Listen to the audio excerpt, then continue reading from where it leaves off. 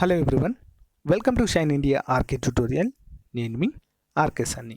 Friends, ఈరోజు మనము గ్రామీణాభివృద్ధి పథకాలలో భాగంగా సమగ్ర గ్రామీణాభివృద్ధి పథకము ఇంటిగ్రేటెడ్ రూరల్ డెవలప్మెంట్ ప్రోగ్రామ్ అనేటువంటి టాపిక్ పైన ఈరోజు చర్చిద్దాం. సో ఫ్రెండ్స్, ఇది పంచాయతీ కార్యదర్శికి ప్రిపేర్ అవుతున్న అభ్యర్థులకి, అంతేకాకుండా ప్రతి గ్రూప్ వాళ్ళకి కూడా, గ్రూప్ 1, గ్రూప్ 2 కావచ్చు, గ్రూప్ 3, గ్రూప్ 4 ఏదైనా కావచ్చు ఫ్రెండ్స్, అందరికి కూడా చాలా బాగా ఉపయోగపడుతుంది. 1 or 2 మార్క్స్ కంపల్సరిగా వచ్చేటువంటి అవకాశం ఉన్నటువంటి టాపిక్ ఇది. కాబట్టి ఎవరు కూడా ఇగ్నోర్ చేయొద్దు, చివరి వరకు కూడా చూడండి. ఈజీగా ఉంటుంది. 1 మార్క్ or 2 మార్క్స్ కంపల్సరిగా వచ్చేటువంటి టాపిక్. సో ఫ్రెండ్స్, గ్రామీణాభివృద్ధి పథకము. సో ఫ్రెండ్స్, దీన్ని ఎప్పుడు ప్రారంభించారు? మరి 1978-80 మధ్య సంవత్సరంలో దీన్ని ప్రవేశపెట్టడము జరిగింది కేంద్ర ప్రభుత్వము. సో మరి ఏ ప్రణాళిక కాలంలో? 5వ ప్రణాళిక. ఈ విధంగా కూడా అడిగే అవకాశం ఉంటుంది ఫ్రెండ్స్. ఏ సంవత్సరంలో ప్రవేశపెట్టారు? అంతేకాకుండా ఐఆర్డిపి పథకము ఏ ప్రణాళిక కాలంలో దీన్ని ప్రవేశపెట్టారు? ఓకేనా? ఇలా 2 క్వశ్చన్స్ ఫామ్ అయ్యే అవకాశము ఉంటుంది. నెక్స్ట్, మరి దీని యొక్క ముఖ్యమైనటువంటి ఉద్దేశం ఏంటి? దీన్ని ప్రారంభించడానికి గల ఉద్దేశము, లక్ష్యము. సో గ్రామాలలో లభించే స్థానిక వనరులు ఉపయోగాన్ని గరిష్టం చేసి మన్నిక గల ఆస్తులను సమకూర్చడం ద్వారా స్వయం ఉపాధికి, గ్రామీణ యువతను ప్రోత్సహించడం, ఆదాయాలను పెంచడము దీని యొక్క ముఖ్య ఉద్దేశంగా మనము చెప్పుకోవచ్చు. అంతేకాకుండా వ్యవసాయ రంగంలో, పశు సంవర్ధక రంగంలో ఉత్పాదకతలను పెంచడము, నెక్స్ట్ ఉపాధి అవకాశాలు కల్పించడము, గ్రామీణాభివృద్ధికి తోడ్పడడం కూడా ఇదొక మరొక లక్ష్యంగా చెప్పుకోవచ్చు. నెక్స్ట్, ఎవరైతే గ్రామీణ ప్రాంతాల్లో దారిద్ర్య రేఖకు, బిలో పావర్టీ లైన్ అంటారు, బీపీఎల్ అంటారు కదా. సో దారిద్ర్య రేఖకు దిగువన ఉన్న కుటుంబాలను గీత ఎగువకి తీసుకురావడము, ఎబో పావర్టీ లైన్. సో ఎవరైతే దారిద్ర్య రేఖకు దిగువన ఉన్నారో వారిని అందరిని కూడా దారిద్ర్య రేఖకు ఎగువన, అంటే వారిని అభివృద్ధి పరచడమే దీని యొక్క ముఖ్య లక్ష్యంగా ఇక్కడ మనము చెప్పుకోవచ్చు ఫ్రెండ్స్. దీని యొక్క పరిధి ఏంటి మరి అంటే ఎవరికి వర్తిస్తుంది? భూమి లేని వ్యవసాయ కూలీలు, సన్నకారు రైతులు, ఉపాంత రైతులు, చేతి వృత్తుల వారికి ఈ పథకము వర్తిస్తుంది. Important point. భూమి లేని వ్యవసాయ కూలీలు ఎవరైతే ఉంటారో వారికి, సన్నకారు అంటే చిన్న రైతులకు, ఉపాంత రైతులకు, అంతేకాకుండా చేతి వృత్తుల వారికి ఈ పథకము వర్తిస్తుంది. నెక్స్ట్ వన్, వ్యవసాయ అనుబంధ కార్యకలాపాలలో చేనేత, హస్తకళలు, వ్యాపారం, సేవలు మొదలగు ద్వితీయ, తృతీయ రంగాలలో స్వయం ఉపాధికి ఆర్థిక సహాయం అందించడం దీని యొక్క ముఖ్య లక్ష్యంగా చెప్పుకోవచ్చు ఫ్రెండ్స్. వ్యవసాయ అనుబంధ కార్యకలాపాలు అంటే చేనేత మరియు హస్తకళలు, వ్యాపారం మొదలగునవి వస్తాయి. అంతేకాకుండా ద్వితీయ రంగం అంటే ఏంటి? Manufacturing sector. తృతీయ రంగము అంటే సేవా రంగము, సర్వీస్ సెక్టార్. సో ఇందులో స్వయం ఉపాధికి ఆర్థిక సహాయం అందించడం ఫ్రెండ్స్. నెక్స్ట్ వన్, మరి దీని యొక్క లబ్ధిదారులు ఎవరు? ఇంపార్టెంట్ పాయింట్ ఇది కూడా. లబ్ధిదారులలో 50% షెడ్యూల్ కులాల వారు, ఓకేనా, అంటే ఎస్సీ. 40% మహిళలు. నెక్స్ట్ వన్, 3% వికలాంగులు. షెడ్యూల్ కులాల వారు అంటే ఎస్సీ ఎస్టీకి సంబంధించిన వారు అందరూ కూడా ఉంటారు. నెక్స్ట్ వన్, 40% మహిళలకు, 3% వికలాంగులు. వీరినే దివ్యాంగులు అంటున్నాం ప్రస్తుతం మనము. 3% దివ్యాంగులకు ఈ పథకం కింద సహాయం తీసుకోవడం అనేది జరుగుతుంది. సో ఈ పథకము లబ్ధిదారులలో 33% ద్వితీయ, తృతీయ రంగాలకు తరలించాలని భావించడం జరిగింది. నెక్స్ట్ వన్, ఈ పథకం యొక్క అమలు తీరు ఏ విధంగా ఉందో చూద్దాం.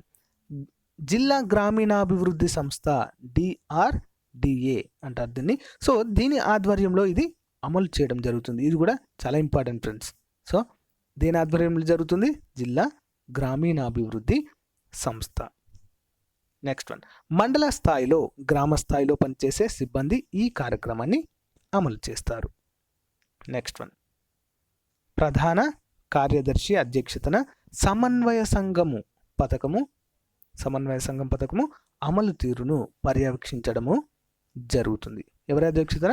ప్రధాన కార్యదర్శి ఎవరైతే ఉంటారో అతని అధ్యక్షతన ఒక సమన్వయ సంఘం అనేది ఉంటుంది. సో ఈ సమన్వయ సంఘము దీని యొక్క ఈ పథకం యొక్క అమలు తీరు ఏ విధంగా జరుగుతుంది అని చెప్పేసి ఎప్పటికప్పుడు పర్యవేక్షించడం అనేది జరుగుతుంది.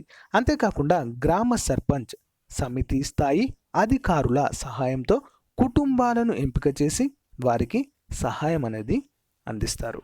సో ఈ పథకానికి కేంద్ర రాష్ట్ర ప్రభుత్వాలు 50%, అంటే కేంద్రం 50%, రాష్ట్రం 50% దీనికి అందించేటువంటి ఖర్చు, దీనికి అయ్యేటువంటి ఖర్చులో భరించవలసి ఉంటుంది.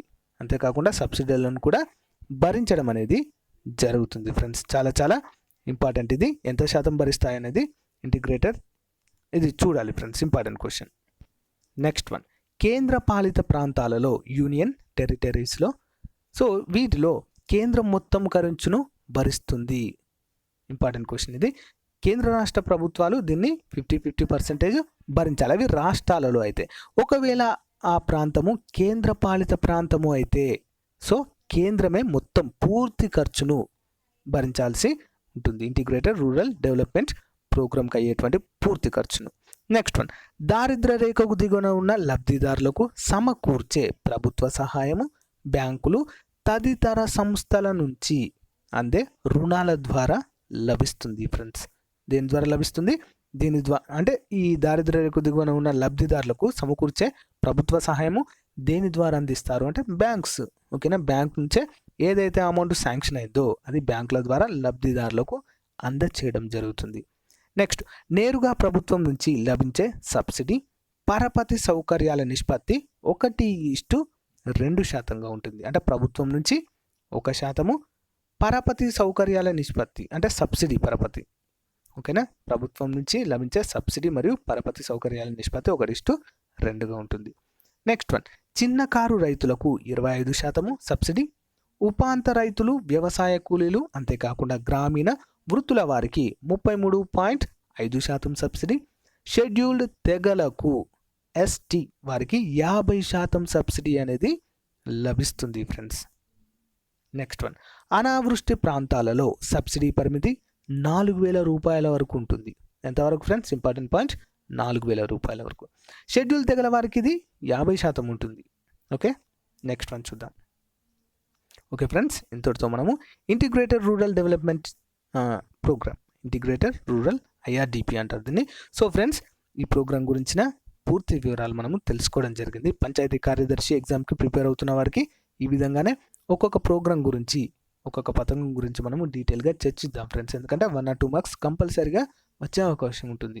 ఎందుకు ఏ ఒక్క మార్కును కూడా మనము వదిలిపెట్టుకోవడానికి వీలు లేదు కాబట్టి. ఓకేనా ఫ్రెండ్స్, నా క్లాస్ కనుక మీకు నచ్చినట్లయితే లైక్ చేయండి, మీ ఫ్రెండ్స్తో షేర్ చేసుకోండి. ఒకవేళ నా వీడియోస్ని మొదటిసారి కనుక ఎవరైనా చూస్తుంటే ఖచ్చితంగా సబ్స్క్రైబ్ చేసి పక్కకున్న బెల్ ఐకాన్ని ప్రెస్ చేయండి ఫ్రెండ్స్. ఎందుకంటే నేను అప్లోడ్ చేసే వీడియోలు మీకు నోటిఫికేషన్ రూపంలో వస్తాయి. అందుకే ఎవరైతే నా ఛానల్కి కొత్తగా సబ్స్క్రైబ్ అయి వస్తున్నారో వారు మన ఛానల్లో ప్లేలిస్ట్లో కనుక మీరు గమనించినట్లయితే ప్రతి సబ్జెక్ట్కి సంబంధించినటువంటి వీడియోస్ అవైలబుల్గా ఉంటాయి. చాలా డెప్త్గా ఉంటాయి. Group 1, Group 2 లెవెల్లోనే ప్రతి క్లాస్ అనేది చేయడము జరుగుతుంది. సో వాటిని చూడండి, మీకు యూస్ఫుల్గా ఉంటే ఫాలో అవ్వండి ఫ్రెండ్స్. మీ ఫ్రెండ్స్తో కూడా షేర్ చేసుకోండి. Thank you friends, thank you for your valuable time. Have a nice day. By.